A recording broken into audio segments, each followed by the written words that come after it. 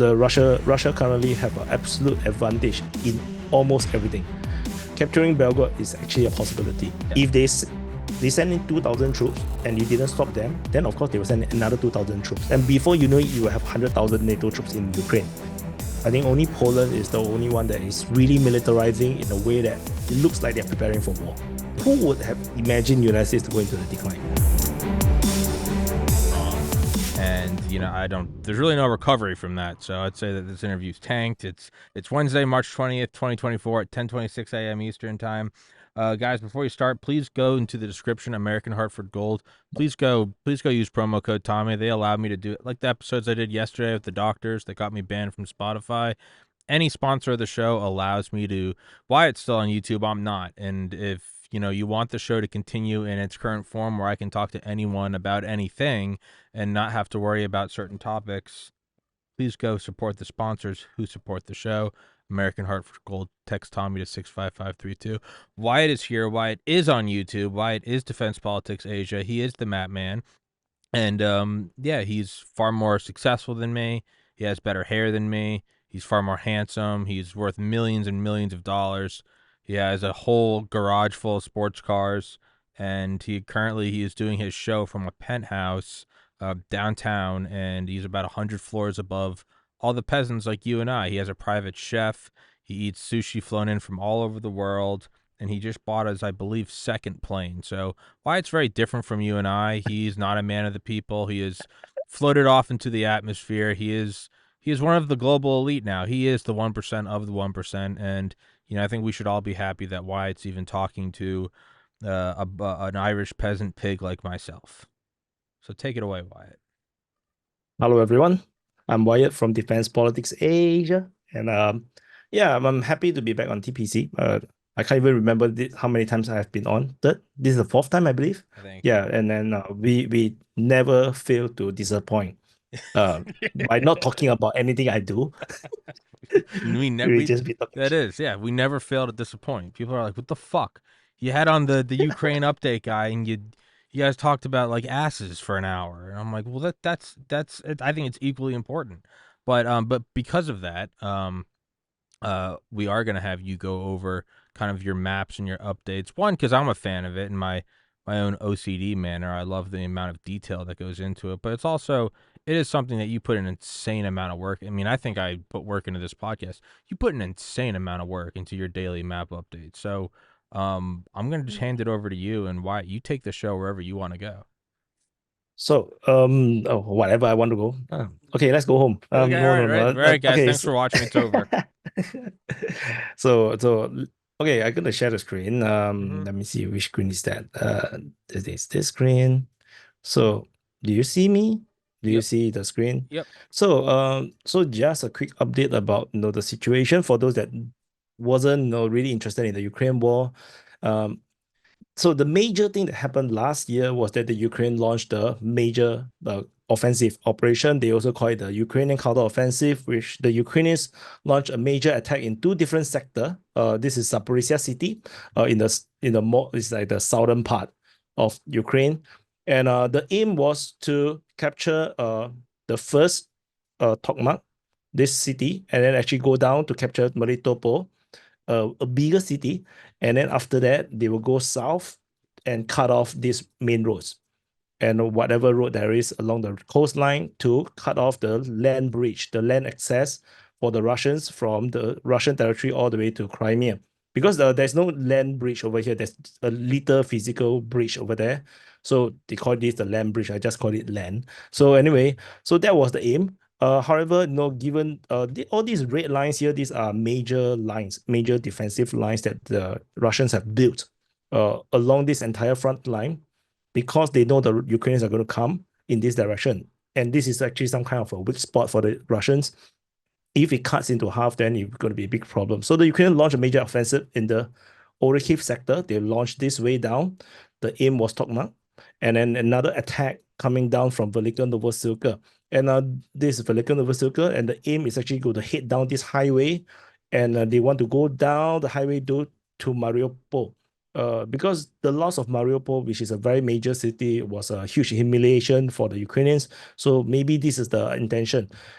regardless, as you see the front line by now, this is the latest mapping. You can see the how great the counter offensive was. It's barely a dent, and they were stuck in the first line of defense.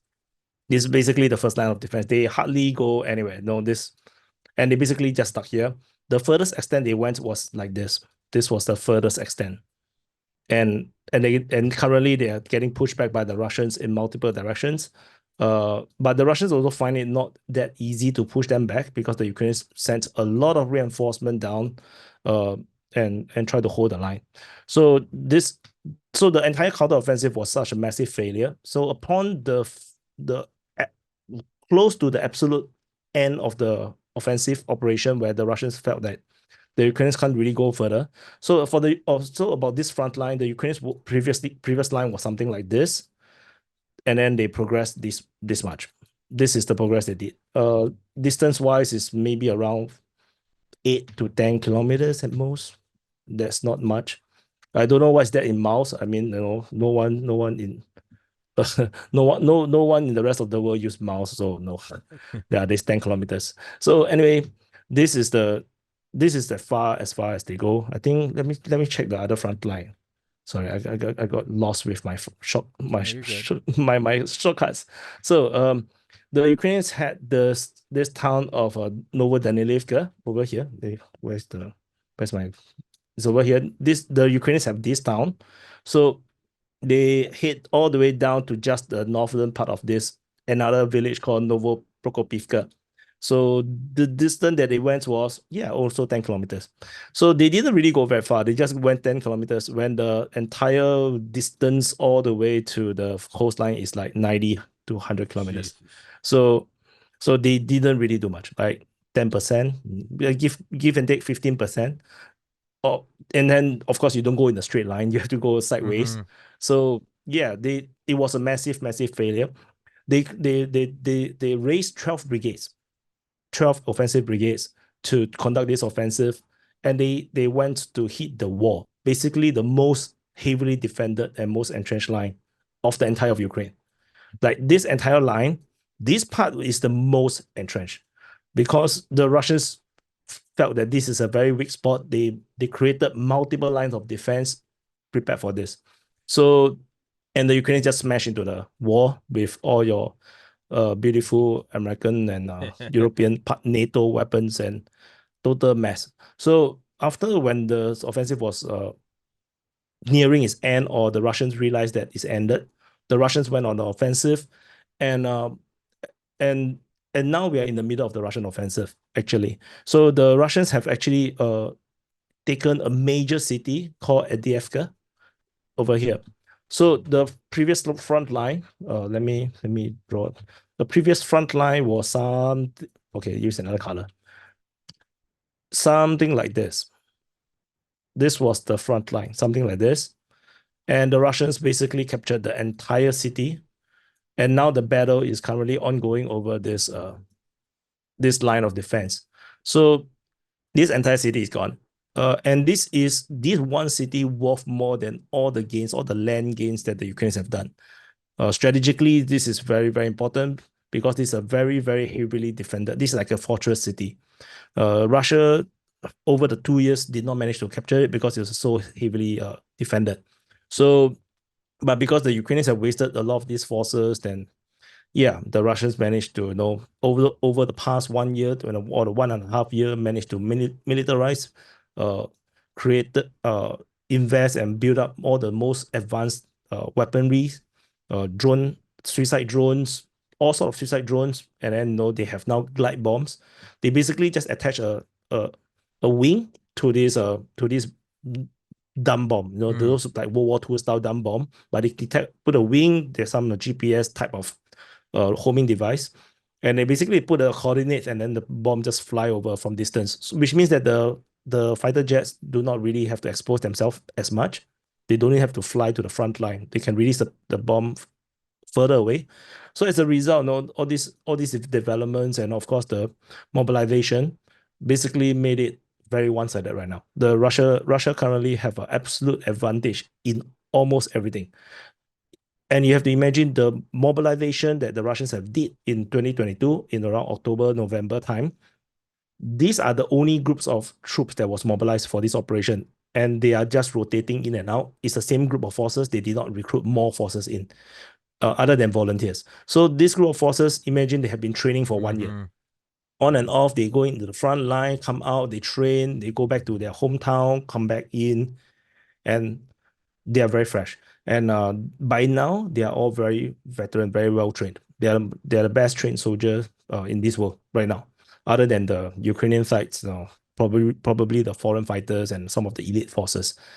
But the Ukrainians are not operating on the what we in modern warfare we always talk about maneuver warfare, but that's what not the Ukrainians are doing, because they decided to hold the front line, because somehow they use the same mentality as what Hitler did in World War II, like not giving up an inch. They try to defend every single inch. So they gave up strategic mobility, and they trade it with like entrenchment, like World War One style entrenchment, with trenches, bunkers, not that much bunkers. Some it's mostly trenches, and you have to keep sending cannon folders into the trenches because people keep dying from artillery strikes or whatnot. So, and that's how also the Ukrainians are losing a lot of manpower. The Russians, of course, they also have to man certain lines, but no, that's the current war, because if the Ukrainians entrench, the Russians have no choice; they have to entrench as well. So it becomes a very entrenched war. It's become a very World War One style with modern day weapon, kind of warfare. So then recently, over the past week, the Ukrainians actually launched a major operation to attack into the Belgorod region in Russia. So they attack in this way, trying to attack. The main push is actually over here towards Greveron. For whatever reason, I'm not too sure. Kind of stupid to me. And this operation I have just declared in my latest report to be entirely over. Because in the last information from the Russian Defense Ministry, they actually did not mention any Ukrainian forces within the border of Russia. So they say that they are now operating to carry out measures to prevent sabotage and recon groups of the Ukrainian forces from entering into the border area, which means there's no more Ukrainian forces within the border. And this is then later corroborated by a pro-Russian source talking about, as per 1 p.m. Local time today, the Ukrainian forces has been kicked out of the village of Kozinki or Kozinka. So, and then if you look at the border is over here, the Ukrainian forces was trying to attack towards this church. And there is geolocation of them getting hit by an FPV drone. FPV drone is the first person view drone. So basically you wear a VR set, and then basically you are flying the drone as if you're flying a plane. And then basically this kind of drone is meant to do suicide. So they just do kamikaze. So these are one of the most deadly weapons right now in modern warfare. So, and basically if they are basically they are hit right about here, which means that they didn't really go very far. If you go from the distance, it's just 600 meters at most from the border. So they didn't go very far. So anyone that tell you anything about they are going very deep. If you guys watch maybe other channels, maybe read certain media talking about Ukrainians Belgorod offensive is very successful, those are fake news. So 100% it is a massive failure. There's no other way to describe it. Because so for me, so just to add another thing was that I did mention about the possibility, or rather what the Ukrainians should do with the 12th offensive brigades was to attack Belgorod. That's what I mentioned, and people thought that I was crazy. But because this is actually a soft spot, the Ukrainians should have attacked here with the 12th brigades.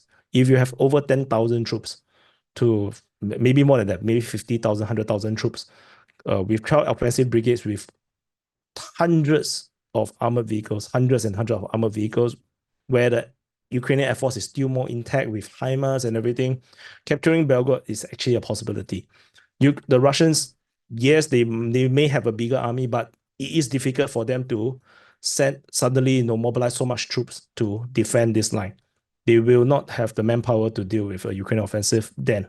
But instead, the Ukrainians went to push this way and then got smashed in the line where the Russians are really ready for them. So that's the current situation in the Ukraine war.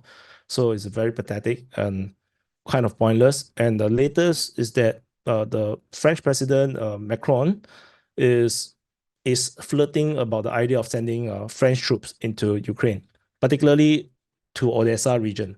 So it's basically this area here, this oblast, which is something like province. So this one. So that borders Moldova and Transnistria. Transnistria is this badly drawn banana that is next to Moldova, which is actually defended by peacekeeping force from Russia. So because this group they fought a civil war with Moldova, and because these guys here they really want to be their own country, right? Because they were, from my understanding was that they were well to do.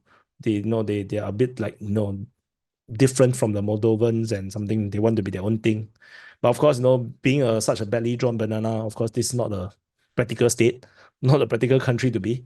So anyway, whatever it is, yeah. So the French forces thinking about sending 2,000 troops into this area here. So this is the dangerous thing because we do not know what the French will do if the Russians start to bomb them. And I'm very 100% believe that the Russians will prioritize target them. They will make sure that these 2,000 troops will be wiped out. Why wouldn't you? If you're Russia, why wouldn't you? You'd send a fucking message, right? Yeah. Because the idea is that you don't want to encourage the NATO forces to You be don't want to, sending you more don't want troops to in. encourage an international Yeah. fucking gangbang. Excuse my language. Yeah, because but it's if they send in 2,000 troops and you didn't stop them, then of course they will send another 2,000 troops. And before you know it, you will have 100,000 NATO troops in Ukraine. So that's what the Russians will not want. So they will 100% prioritize target all these French troops if they appear in the Ukrainian territory. And the Polish, I also heard some rumors about the Polish, the Poland thinking about also entering into Ukraine. But this one is even more dangerous because Belarus has already gave warning in the beginning of the war that if there is Polish troops entering Ukraine, Belarus will go to war. So that is the red line for Belarus. So for whatever reason, that is the red line from Belarus, which I don't really understand per se. Like, is it because if you want to capture some land, so we will want to, like that kind of thing? I'm not sure. Yeah, but you want a pie, a cut of the pie. We also want a cut of the pie. We will fight it in Ukraine and see who get the pie. I'm not sure if that's the case, but it's stupid. So no, that's why Poland didn't dare to do much more than whatever they have done, because if they enter Ukraine officially, then they will spark a regional war. And now Belarus is not the Belarus in the beginning of the war because they have been constantly being trained by the Russian forces right now. It's particularly by the Wagner private military contractors as well. They are also helping to train the Belarusians. The Russians are also imparting all their knowledge to the Belarusians because ultimately Belarus is the buffer zone for Russia. So if there's any war that's supposed to be fought between NATO and Russia, it should be fought in Belarus. So that's why the Belarusian troops cannot be weak. They have to teach them how to fight. So yeah, basically what the Baltic states are, or what Ukraine is for NATO as well. The idea is to fight away from your homeland.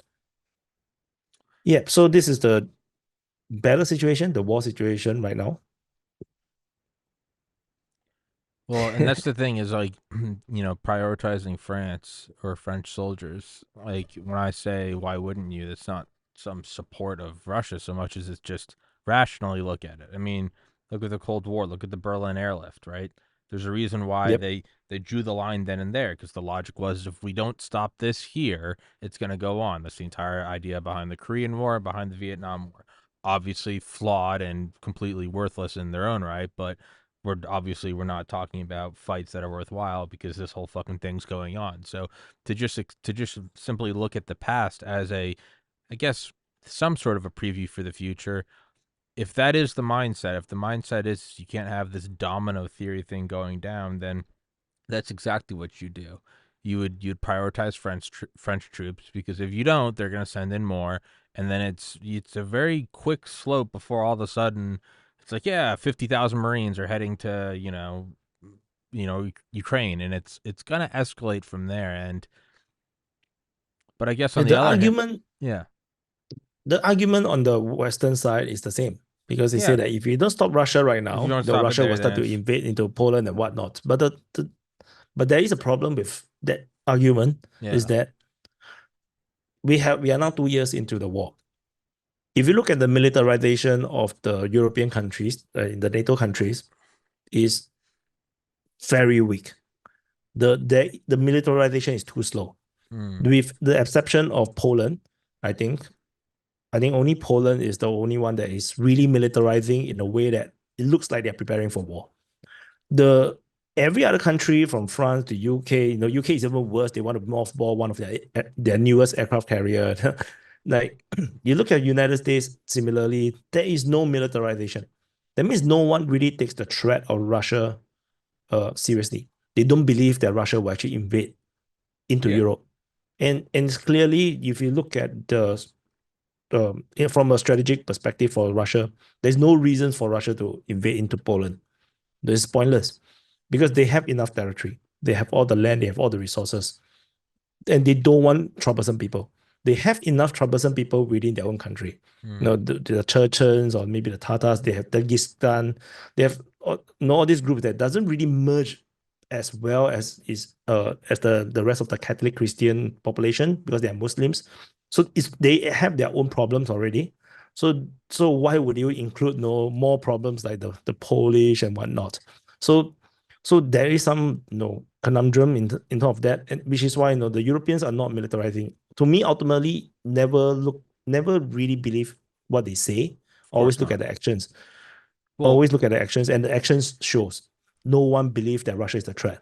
well, I'm with you in that 1,000%. I'm gonna look it up right now. Don't believe their words, believe their actions. Um, Speaking of actions, though, I think wasn't it last year that like all NATO countries standardized their munition? I guess I don't know what they standardized their munition production. Like I'll look it up. I thought I remember seeing that They last summer. It was like they, they went to they all these different like Rheinmetall, everything from like Rheinmetall to BAE Systems to like everything was like, hey, let's start producing the same size shells and the same size bullets, which to the yeah, layman would seem like you're just to play devil's advocate. To the layman would seem but like you're gearing up for some sort of, I guess, concerted coalition movement, mm, right? but but the rounds and the shells are all the same size because these are all NATO standards. Okay. So, so if no bullets is going to be the 5.56. If you talk about the artillery, it's going to be 1.55. So I believe it's going to be standard. I don't think there's any difference. The My understanding was the coordination was because they are trying to get the munition companies to build more artillery shells or to make more artillery shells for Ukraine. But the problem is that they do not have the production scale and the capacity to actually build that much shells that Ukraine needs for war, because uh, the current production is actually only enough for for training purposes.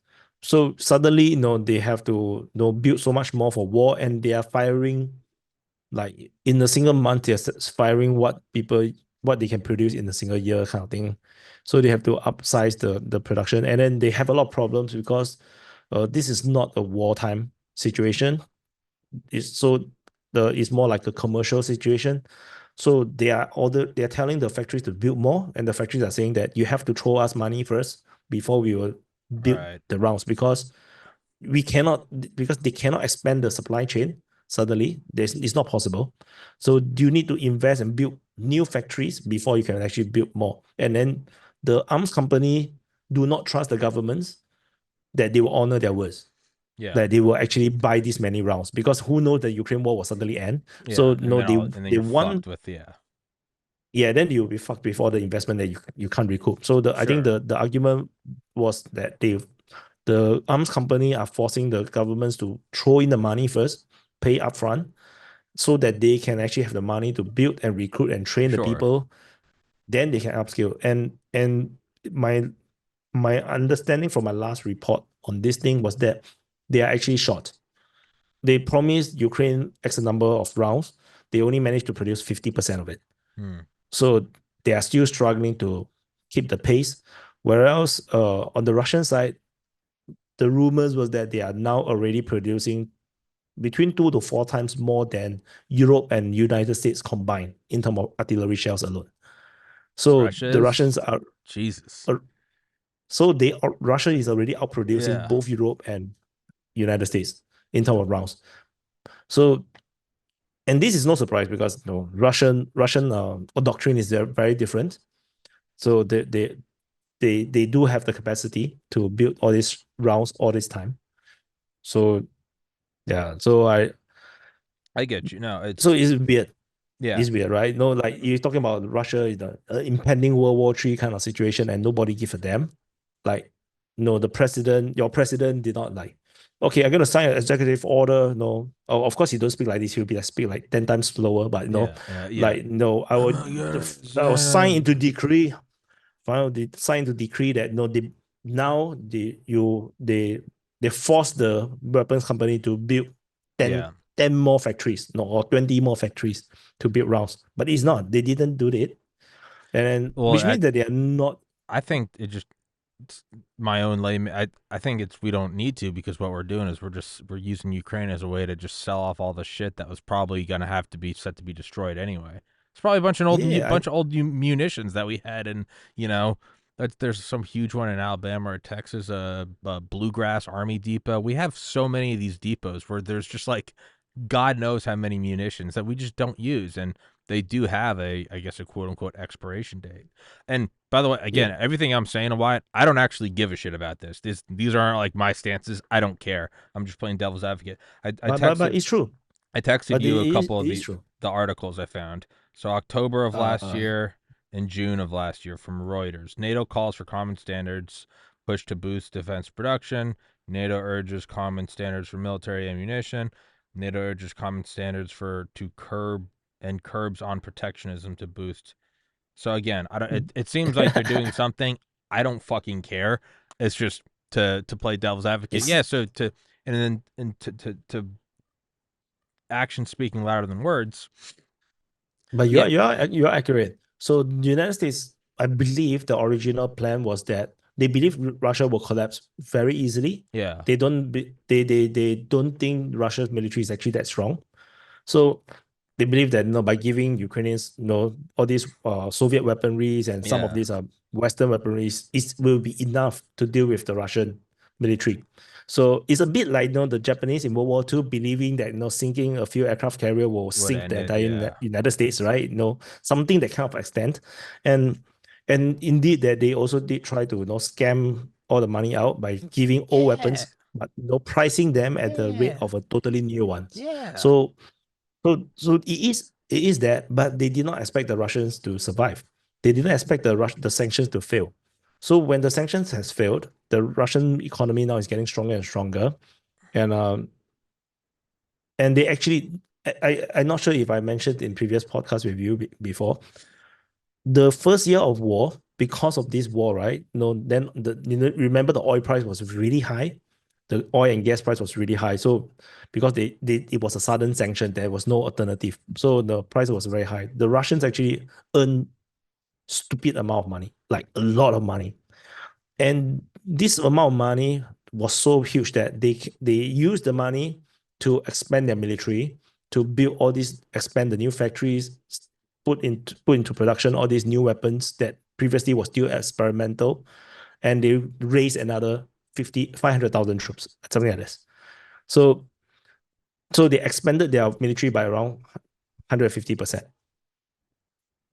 With all the money to invest to buy all the tanks, all the armored vehicles, the shells and everything, all through these oil sales.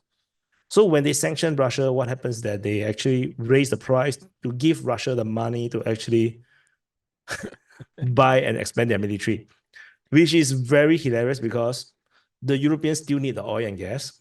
So they don't want to buy from Russia directly. So they try to buy it from the rest of the market in the world. And China and India was buying everything that the Europeans do not want to buy. And then they sell it as a no resale.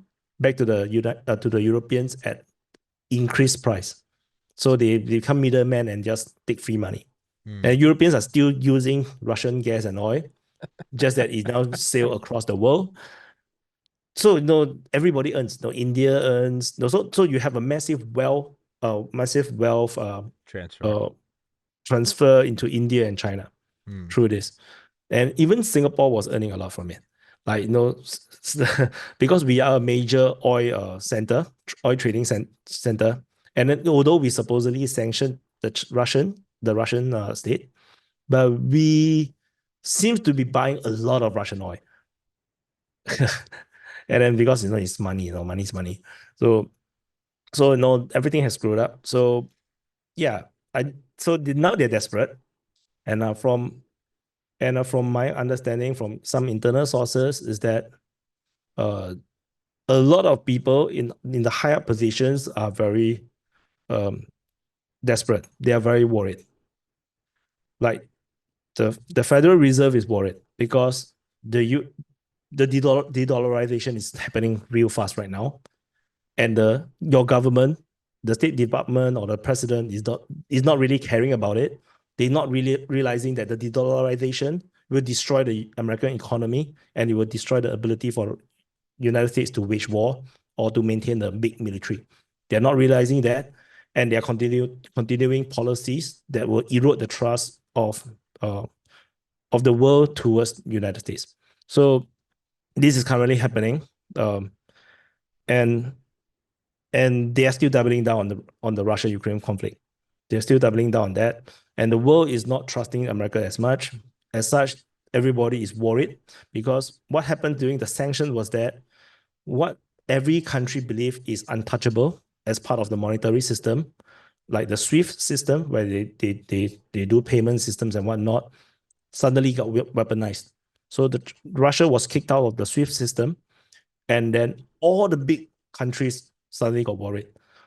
India, Indonesia, all the countries that is not part of the West suddenly saw like, what the hell? How could you weaponize? Yeah, we could be next. Yeah, that means one day, because India and Indonesia is not even Russia. Russia is very powerful. They are nuclear. They are considered almost like a nuclear superpower. And if they dare to do it to Russia, what is Indonesia? What are they going to do to them? India? Yeah. So everybody is very worried. And as a result, you saw the sudden expansion of BRICS. Suddenly, BRICS become invoked. Before the Ukraine war, BRICS is this bad misfit where rivals are put together in one group. India and China is actually not in talking terms. And then you have Russia in it. Then South Africa is like a declining African state. And then you have Brazil, which is like an irrelevant state. This misfit of countries putting together is like, who cares? Who cares? But suddenly, because of this Ukraine war, because of the sanctions, because of the lack of trust in the United States, and it prompts that suddenly this group becomes very relevant, because now what people see is not a misfit of countries, but they saw is the most powerful countries outside of the West together. So you have Russia, China, India, which is the most populous and most powerful countries in the Asian continent. And then they have the biggest country in South America, which is Brazil, and the most advanced country, supposedly, in South Africa. And then they expanded it. They add in more meaningful states like Saudi Arabia. They got, I think, Iran in, and I think Egypt. I believe I forgot the rest of the few. I reported on it, and then they're trying to court and seduce Indonesia into it. And Indonesia was like, holding back. Please, don't make life difficult, because Indonesia is militarizing against a possible China threat. So they're buying a lot of American weaponry. So there's like, they cannot be involved with the BRICS thing yet. So all this geopolitical change is all because of the Ukraine war, and United States basically messed it up. There's no need to do this. Whatever Trump was doing was actually pretty good because of the trade war, forcing China to at least balance the trade a bit more, because this trade imbalance is sucking all the wealth out of the United States into China, which is why China is getting richer and richer, and their cities are more and more beautiful, and then the United States is getting a decline. People start to pee on the street and shit on the street. This is because the wealth transfer. So because it's zero something. So now So what Trump did was is insufficient, but no, it's a right direction. But because Biden kind of stopped it in a way, so and then continue to let the illegal immigrants in, further exacerbating the problems. And now if the dollarization really happens, then United States will collapse really fast. The And question now is that nobody knows which currency should become the next reserve currency. So this is where the next geopolitical war or competition is going to be, which is probably within BRICS. So my estimation is that the biggest competition right now is between the Chinese yuan and the Russian rubles. So the question is now, so there's a geopolitical competition within BRICS itself as well, because Russia, India, and China are too big to be together. So they will be competing to see who is the big brother within the BRICS. So all this competition is ongoing at this time. And even while people are not looking, China is courting the Central Asian countries. They're trying to make some trade deals and whatnot. Then you see Russia is trying to court the African countries. America is defrenching the African continent. All sort of geopolitical change is happening. So this and people are not aware how close we are to some kind of a major economic collapse. Because if the US dollars become irrelevant, then things will get very chaotic. Trade will be very difficult. And there's a high chance, I personally believe, the next currency, the competing currency for reserve currencies, maybe the world there will be two reserve currencies rather than just US dollar. I believe the other one would be the Russian rubles. The main reason was because of the China's economic model is not compatible with the rest of the world, which is also why they're so rich right now, because they have trade imbalance with everyone, like literally almost everyone, unless you sell minerals. So unless you sell raw materials, coal or whatever, like Australia or some of the African countries, you're going to have an absolute trade imbalance with China, because China is the factory of the world. And under this kind of situation, is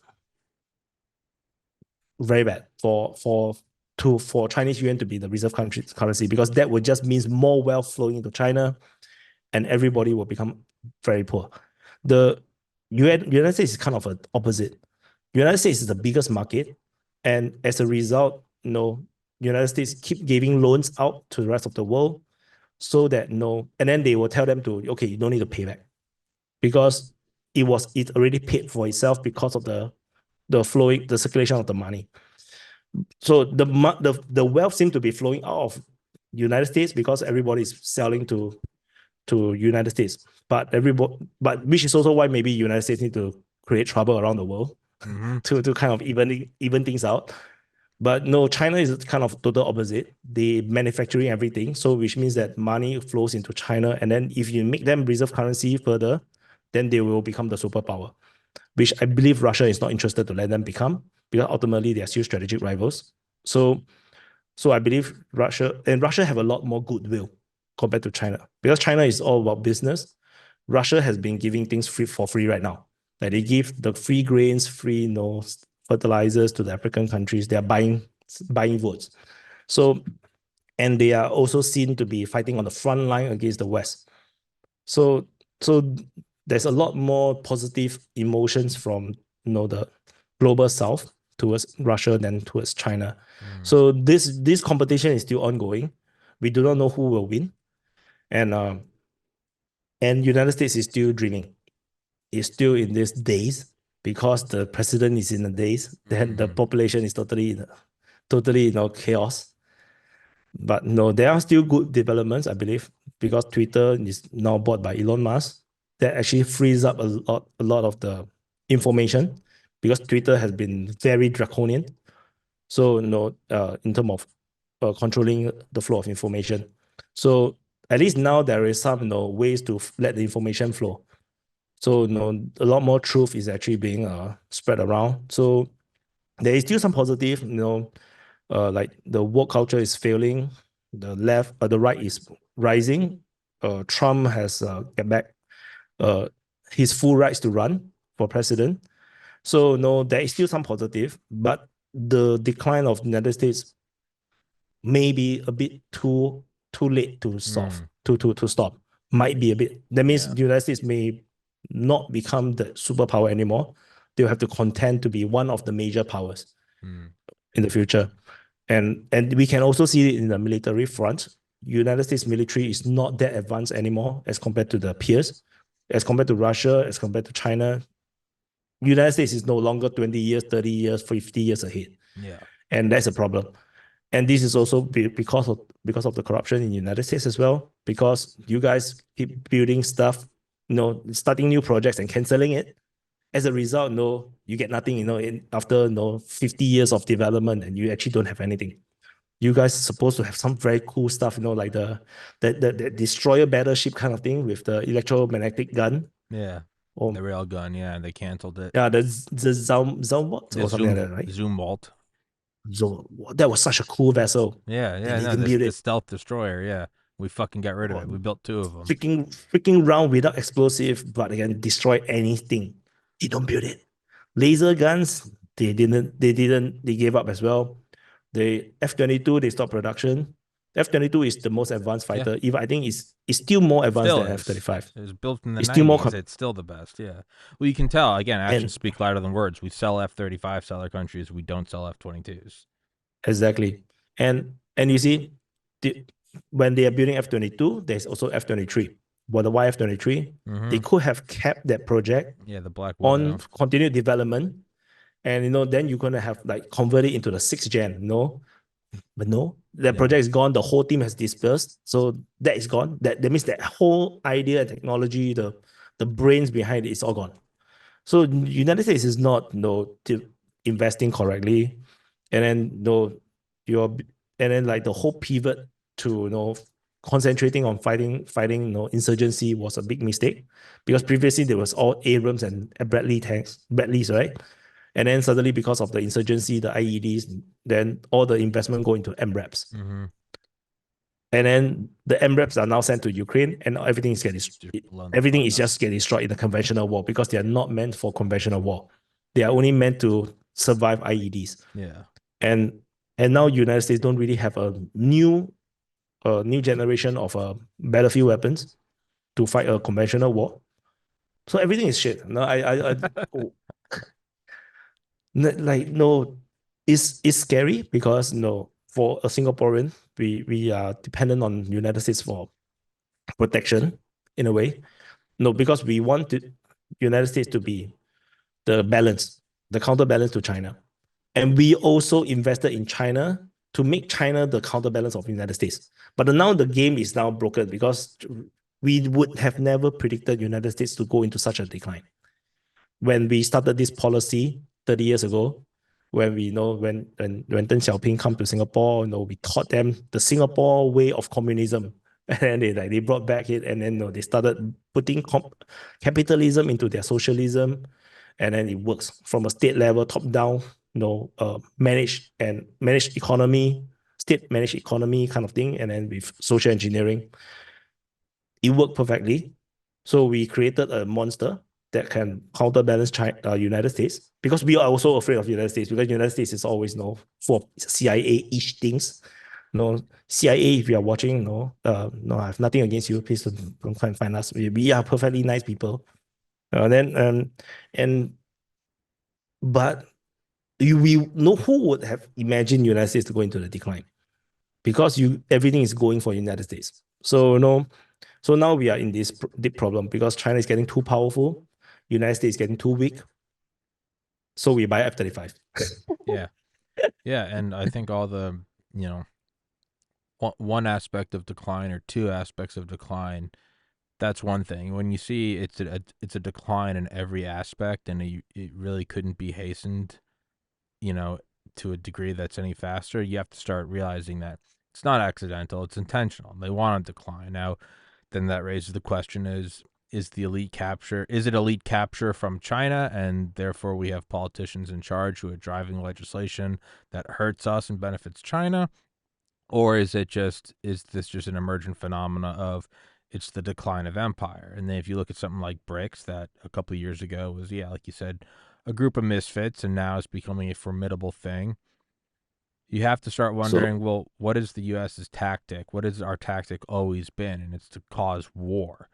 I can't help but think that we are hastening our own decline, either because China has elite capture, in which case it's all fucked, or we are looking at the table and realizing it can't be, we can't keep printing, we can't keep with our diplomacy. So what we're going to do is start it in Ukraine, start it in Israel and Hamas, start it in Taiwan, get the whole thing going, and then kick off World War III.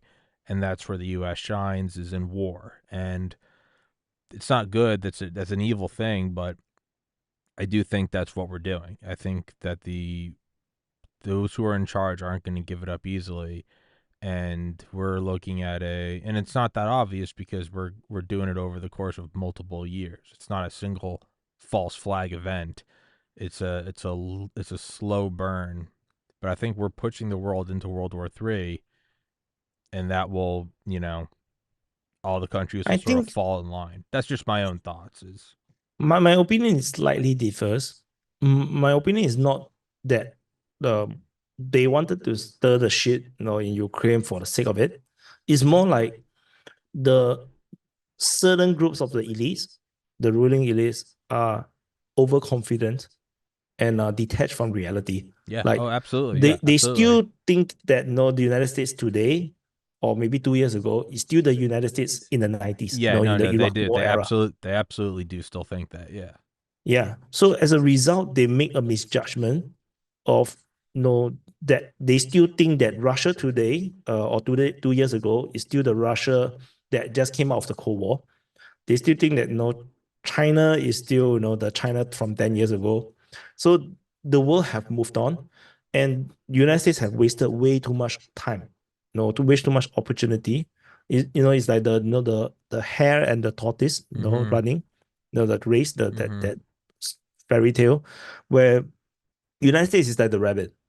Like you're running ahead of everyone. You're the most powerful. All the technologies come from you. Windows, computers, microchips, so everything. The world depends on the United States. And however, somewhere, somehow, the rabbit become too lazy. And then he started to tell the tortoise to be this right. And then he just sit on top of the tortoise, which is China, and then just move along. And then eventually the rabbit fall asleep, fell off the tortoise, the kind of thing. And then Yeah. it could be something like this. It feels like it because everything was going for United States until the overconfidence uh have made them not aware of what is the real threat. And I have something to talk about China as well. I did my birthday stream was like early this month, and I did mention in the Q&A about this. So China is interesting because China's phenomena is that they are not a capitalistic democracy. They are not us. They are a communist country, state-owned, uh, one-party state, where they can do whatever they want. And this is very different from the rest of the world. By right, if you base on World Trade Organization's rules, China should have never entered WTO. There's no way they can qualify for it. But because United States pushed for it and brought them in, the problem is that what China is actually a Trojan horse because they are not part of this system. So as a result, they don't trade. They are very different from Russia. Russia, after they come out of the Cold War, they become their own state, they become a democracy. So people can argue, Putin and his party, or the Freedom of Russia party, or I don't know what party is that, is it's a one party state, or the majority, super majority state, and Putin is like a dictator. No, you can argue all that, but ultimately they have democracy. Ultimately they have open economy. All the European countries and America was investing in Russia. They're filled with European goods, and it is a no, it's an open economy. That's not what China is. China isn't an open economy. Any country, any companies that want to go into China, they have to go in with a collaboration with a local company, and then they have to do technology transfer. And because everybody just look at the market size and then they got greedy, and then they start to transfer all the technology. It's a Trojan horse. And in the end, now everyone have created this monster that they can't stop. I was saying that if the Cold War, we the world, the West, the free world did the same thing with USSR. That means we let USSR trade with us. That means Cold War, we have zero trade, right? There's totally no trade. If we did the same thing as we did with China, with USSR will become the superpower today. 100% they will win the Cold War because they have 100% full control of this manpower, this industry, and they can basically do everything super cheap because they print their own money. But you cannot invest into it because they own everything.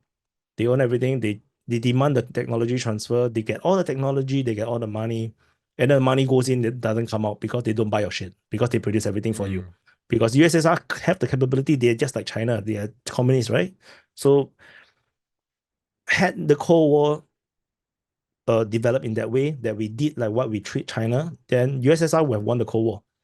But the problem is that they thought that the Americans thought that the West have won the Cold War, not realizing that they have brought China, which is a Cold War country, a communist country, into the Western world. And it becomes a Trojan horse, it becomes a cancer, and it started to suck in all the blood and the nutrients from the rest of the world. And now you can't get rid of it. China refused to reform into a more democratic country with a more open economic system. They don't honor your IP. They do their own shit. They close off. They have the internet war, the internet great war. You cannot, like, they don't use your stuff. They don't use Twitter. They don't use YouTube. You cannot sell stuff inside. Even Google, the great Google, so powerful a company, gave up in China because China knows they will not let any of these Western companies to have a foothold because they want to control everything. And you see, this is a totally incompatible system with the rest of the world. And this is also why they are sucking all the wealth into China, which is why China looks very wealthy right now. They are able to build all sorts of mega projects. Every city is like a Singapore or more. And Singapore is a really very advanced city. But when I go to China, when I went to Guangzhou a few years ago, I'm shocked. I'm surprised, how clean it is. It's just like Singapore. But the number of skyscrapers, everything is just more. The train system is bigger than Singapore. The train run faster. The train is newer. Then on top of that, they have bullet trains. Their buildings they have more skyscrapers than us. The cities are bigger, and they have more population. There is no way for Singapore to even compete if they are open.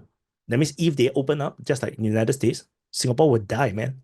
Will instantly die because we have no competition. That's why you see Hong Kong is dying, because Hong Kong standing beside Shenzhen, it can't win.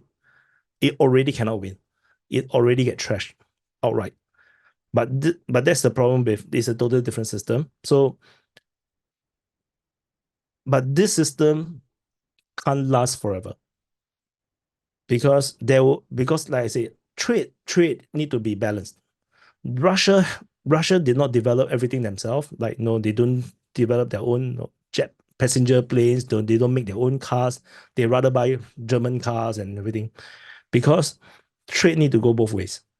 Then everybody get rich together. Then you have peace. China's trade is now one-sided, very one-sided with most of the world. So all the money go one way. Now you want to earn China's money. How do you earn China's money? What can you sell to China right now to earn money? Nothing. You can only sell the most high-tech stuff, and you can only sell to a point where they fully copy your stuff, and then they will make it themselves. So it is like a cancer, where they suck all the resources, and it's not their fault. China is doing what is right for them, and they are right to do that, because we as the free world, or the West, brought it upon ourselves because we got too greedy.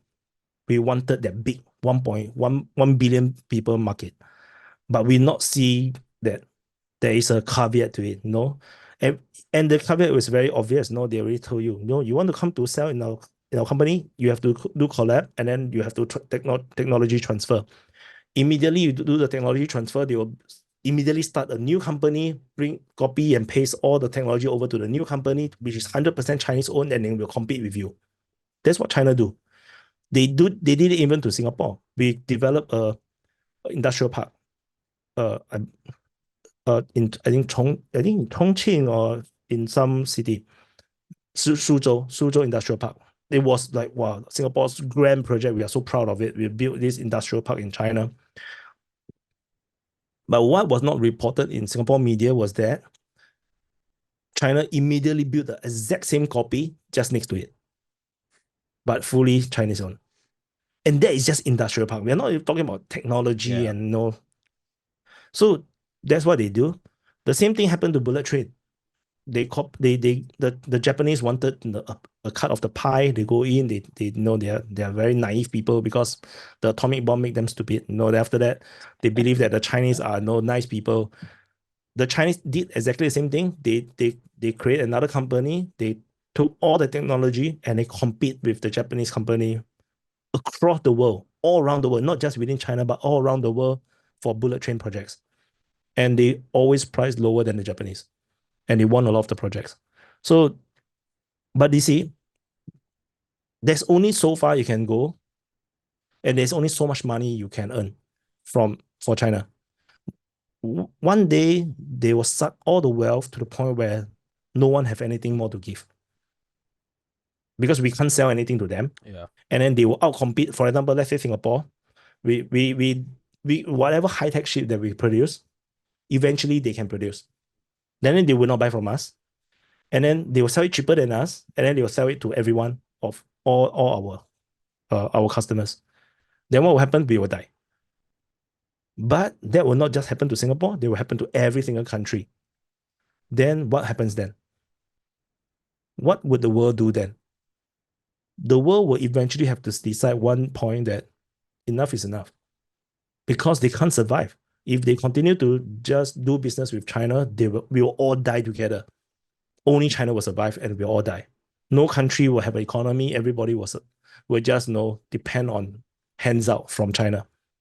Then I believe that one point, although I'm not sure if it's going to be within our lifetime, the world will just decide to cut China off.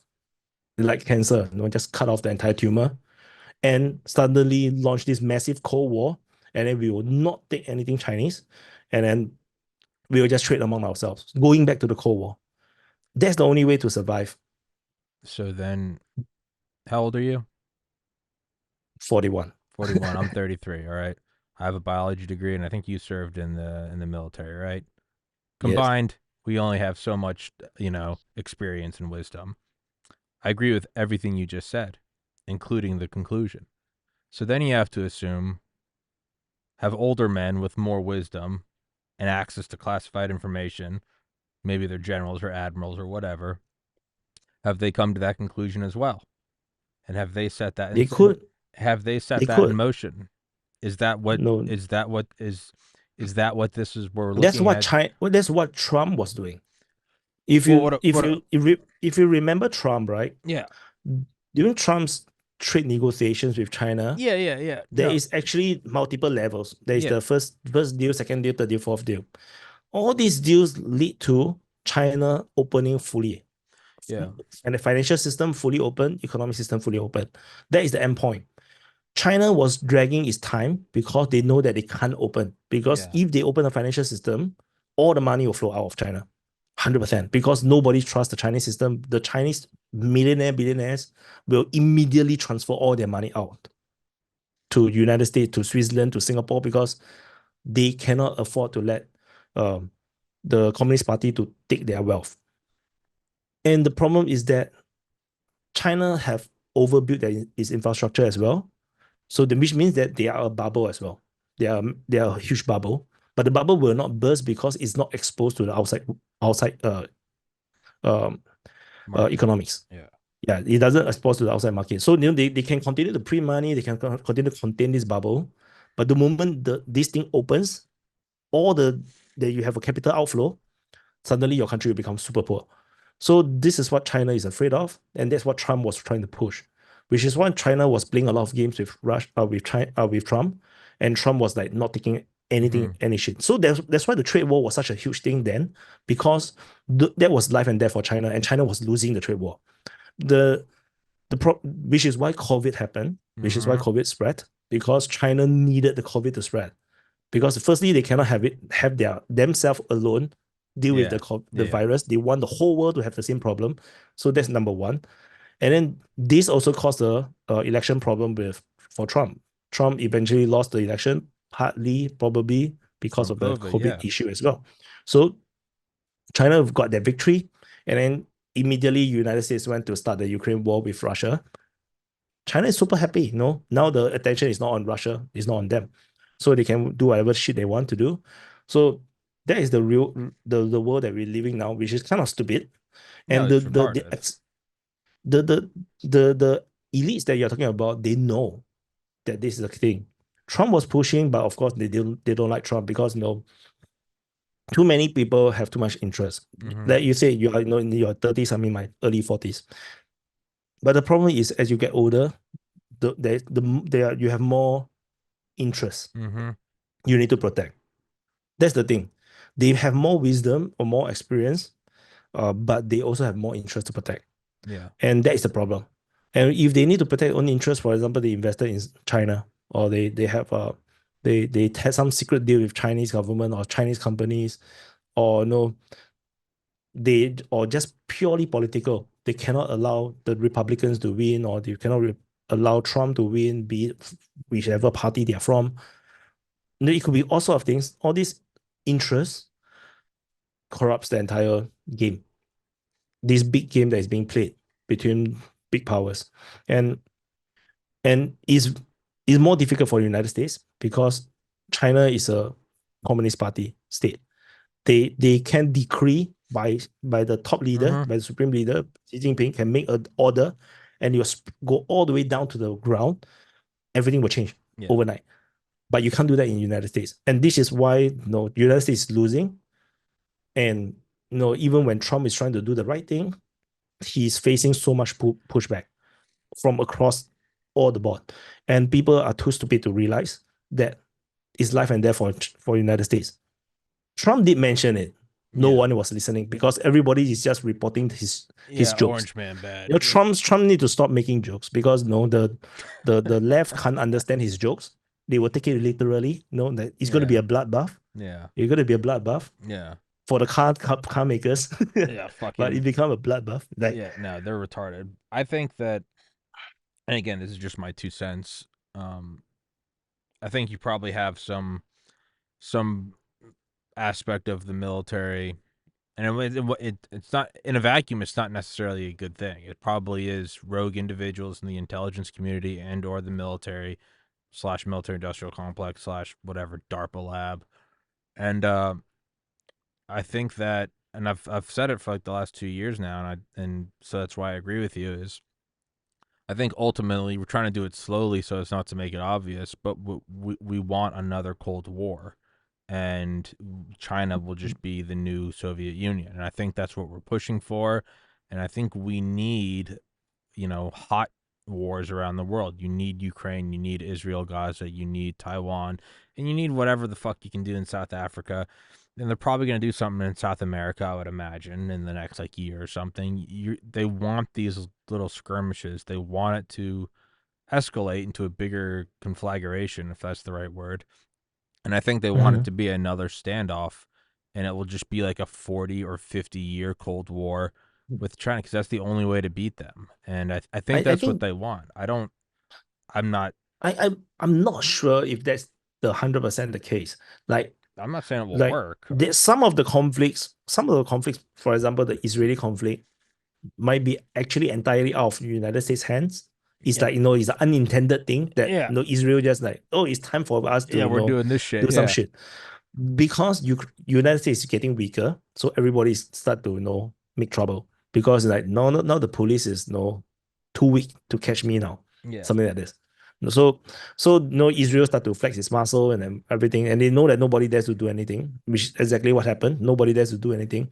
The Houthis are firing at cargo ships, and the United States can't do shit about it. Yeah. You can't even send in your SOF, or you cannot send in your Delta squad. You cannot send in your Marines because you don't have it. Your Marines do not have artillery system right now.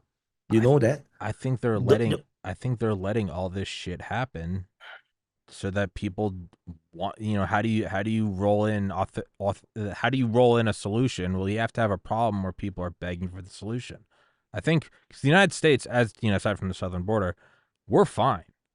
I think we're purposely trying to stir shit up and do fucking nothing. How is it that we can fund Ukraine against Russia, but we can't do anything about the Houthis? Here's a spoiler. We don't want to do anything about the Houthis, or we're choosing not to. Or it's the CIA fucking doing it. We're probably giving them the missiles. Or it could be that the elites are too stupid to realize. Or inept, yeah. Yeah, because ultimately humans, they are all human beings. Yeah, no. Now, I personally, even like we always talk about deep state, talk about Illuminati or whatnot. Yeah. The reality is that these are just a name we give to a organism of many peoples, all making random various decisions that happens to go in one direction. Yeah. And if we, because we are all limited by our information diet, and that's a very big problem. And I noticed that even with my own leaders in Singapore, is that they have certain viewpoints or the perception of what is happening and you can see that it's shaped by the media that they are reading.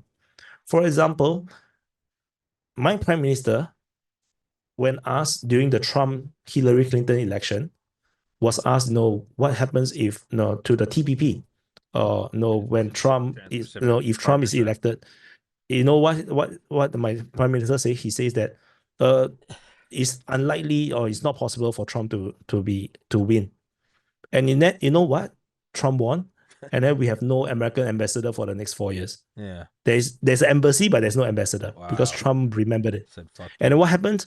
We sent a huge delegation led by the prime minister and bought a lot of 747 from Boeing. Because we are trying to, please, forgive us. I'm so sorry. Yeah, no, it's. But you see, that's the reality. It's at the very. They are still people. Is what you get. They're still people who, like me, like you, will you. make mistakes. Well, not you, Wyatt. You're perfect. But like me, have an ego. I still have my own. I try to work. I still have my own hubris. I still have my own attitude. I still have my own character flaws. That also applies to the president. That also applies to the director of the CIA. That also, the people at DARPA still getting arguments with their wives. Like, they're still people. And, that includes incompetence, and that includes naive and, I guess, egotistical assumptions. And it also, it goes with we're the best. And it's like, not necessarily. Because this is the reality. This Ukraine war have exposed a lot of experts to realize for people to realize that they are actually as total fucking they're not experts. Dog shit. Yeah, and you can't. Yeah, no, this has been. And I spoke to, and I have a contact in an economist for a very big corporation that I cannot say what corporation. He's an economist, and then he shared with me some insider information about the people in his company, which huge company, very powerful company, the people that he met in the different countries, and I also met, talk to or listen to the various professors and whatnot. All these experts, they are all misguided by whatever they read. Yeah, they didn't realize that they are expert in their field, yes, but they can be duped by the media that they are reading because they trusted, for example, CNN or CNBC or CNBC or whatever media, or Washington Post, New York Times. They do not know that this media is reporting false information. They don't even know. A lot of the time, they don't even know because it just happens not to be their subject expertise. Mm-hmm. This economist that I was talking to woke up. He suddenly woke up, then realized something is wrong because he was an expert on Russia. And then he was not even a fan of Trump. He's like, he believed the media and everything. But because he was an expert in Russia, and then when he read the articles, he realized, hey, this is nonsense. Because he know that Russia's industrial capability or industrial capacity is actually very strong. But then whatever that he's reading is all wrong, and he realized that something is Everything not was all right. well. That's what triggered him to start to dig, and then that's how he discovered my channel, and then that's how we started to talk. Yeah. And and then and imagine that for a economist of a very big corporation, he was also once upon a time, duped by all this media, and then he don't really like Trump, because the media says so, or and this is just one person who just happened to wake up because he felt Mm-hmm. something is wrong. But there is still plenty of experts that's out there, be it professors, and these professors are teaching all our students, all our graduates and the brightest mind the wrong stuff. And then we have all these experts in the government, experts in big corporations, in funds. They are all making bad decisions because they didn't realize they can be brainwashed too. Yeah. Because they are too smart for their own good. Yeah. Because when you're too smart, you think that you know everything, right? But they didn't realize how do you become smart? Because you read. And what do you read? They never fact check what they read, Yeah. right? So and these people also very easily dismiss other information, and that's a problem. Yeah. Like like I know that Trump will win the first election because I was watching RT, Russia Today. Yeah. I was watching Russia Today, and what Russia Today did was very interesting. They went to report on all the unreported stuff in United States. All the closed factories, the Yep. Hurricane Katrina, like it was not rebuilt.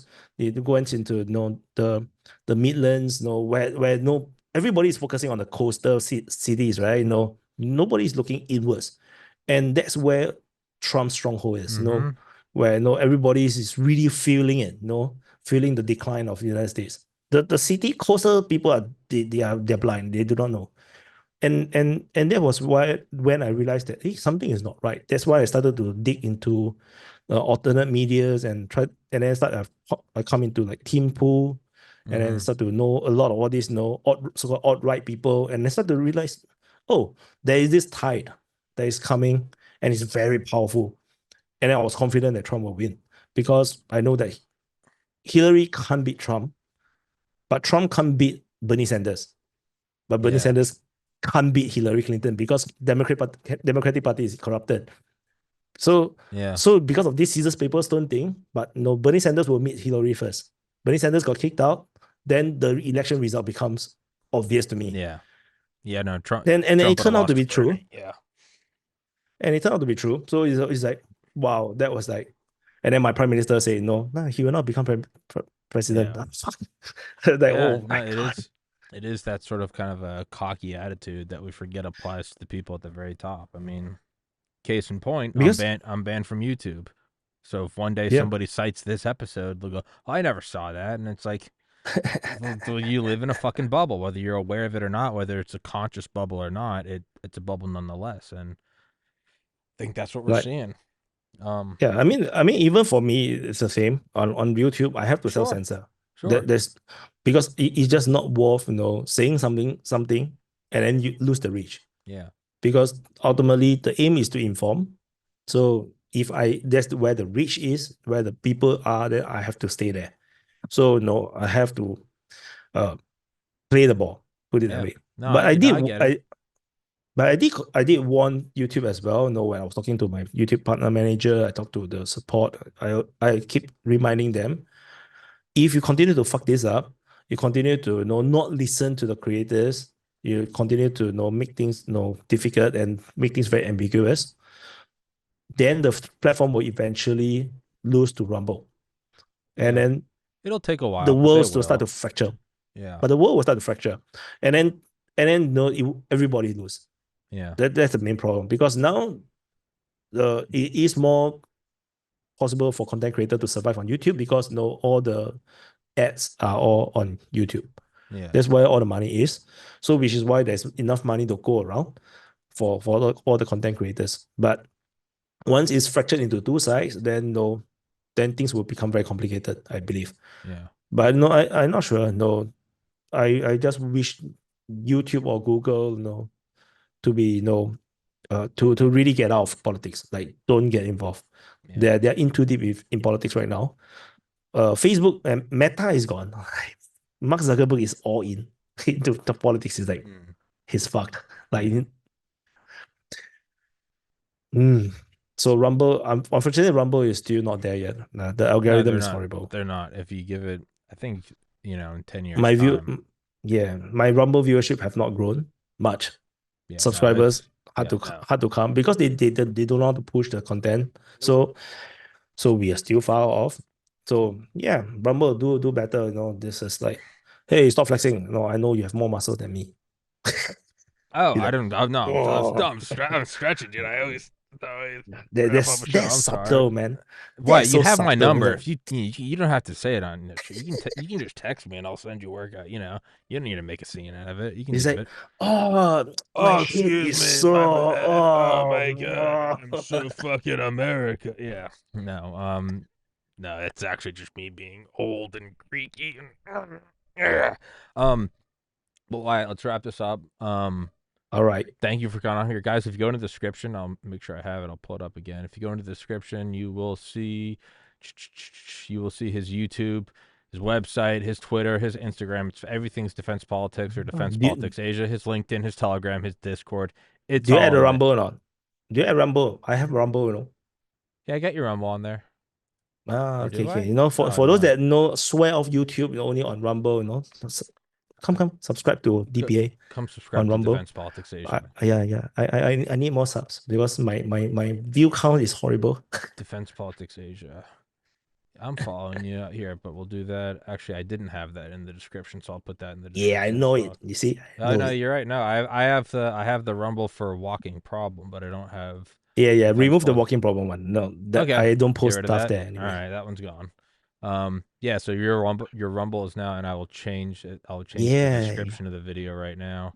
I'll edit it in. yeah. So now, And guys, go in there, go subscribe to Wyatt. Don't be it, a bitch. There you go. All right, it's in there. this session is surprisily serious. It Like, was. We did so what we did. What serious. I set out today, and I was Yeah, like, I'm actually gonna yeah, get Wyatt's wisdom, and actually, I really enjoyed that. That was actually I really enjoyed that. Wyatt, yeah. you definitely have So you definitely have an ability for insight and for big pictures. That's pretty apparent.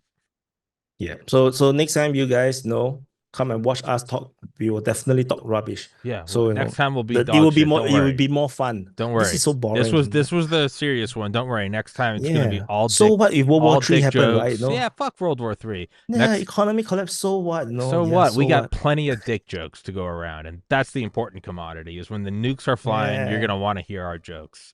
But Wyatt, let's wrap this thing up. Thank you so much All for your right. time, dude. I appreciate it. Thank you. Guys, please go into the Thank you for description. inviting. Of course, dude. Please go into the description. Please go into the description. Please go give him a subscribe on YouTube and Rumble. Help the good man grow. And till next time, brother. Thank you so much. Yeah. Wyatt, Press the like button below for Tom. do it. Press. Do it. Press.